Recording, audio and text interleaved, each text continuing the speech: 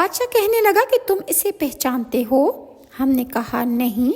کہنے لگا کہ یہ آدم علیہ السلام ہے۔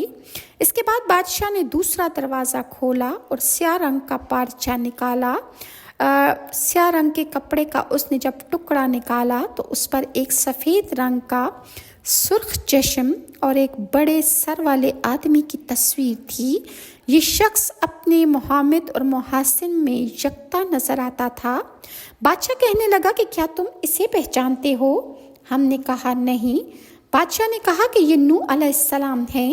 پھر ایک دروازہ کھولا اور دوسرا قطعہ حریر سیاہ نکالا تو اس پر بھی ایک شخص کی تصویر تھی جس کا رنگ نہایت سفید عمدہ اور جسم پیشانی روشن کشیدہ رخسار، سفید داڑھی، گویا ایسا لگ رہا تھا جیسے وہ شخص زندہ ہیں اور ہنس رہے ہیں۔ بادشاہ کہنے لگا کہ کیا تم اسے پہچانتے ہو؟ ہم نے پھر وہی جواب دیا کہ ہم اسے نہیں جانتے۔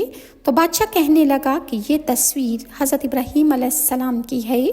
پھر بادشاہ نے ایک اور صندوق کا تالا کھولا تو ایک سیاہ ریشمی کپڑے کا ٹکڑا نکالا تو اس پر بھی ایک سفید رنگ کی تصویر تھی۔ جب ہم نے اس تصویر کو دیکھا کہ یہ تو ہمارے پیارے پیغمبر صلی اللہ علیہ وآلہ وسلم کی تصویر ہے تو ہم سب پر گریہ اور کپ کپی طاری ہو گئی اور ہم سب تعظیماً اٹھ کر کھڑے ہو گئے اور پھر بیٹھ گئے۔ تو بادشاہ نے پوچھا کیا تمہیں تمہارے پروردگار کی قسم سچ بتانا کہ یہ تمہارے پیغمبر ہیں؟ ہم نے کہا ہاں، یہ ہمارے پیغمبر نبی کریم صلی اللہ علیہ وآلہ وسلم ہیں جنہیں ہم اب بھی دیکھتے ہیں۔ اور وہ کچھ دیر ہماری طرف بادشاہ دیکھتا رہا۔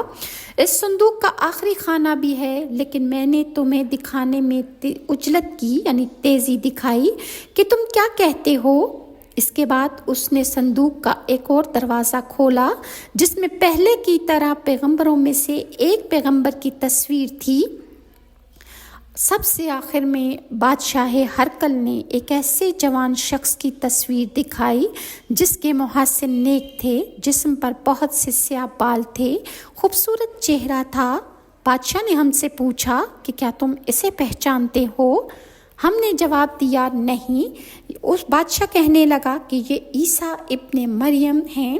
پھر ہم نے پوچھا کہ یہ تصویریں تیرے پاس کہاں سے آئی ہیں جو انبیاء کرام کے حلیوں کے ساتھ بالکل ملتی جلتی ہیں، اور ہمارے رسول صلی اللہ علیہ وآلہ وسلم کی تصویر تو بالکل ان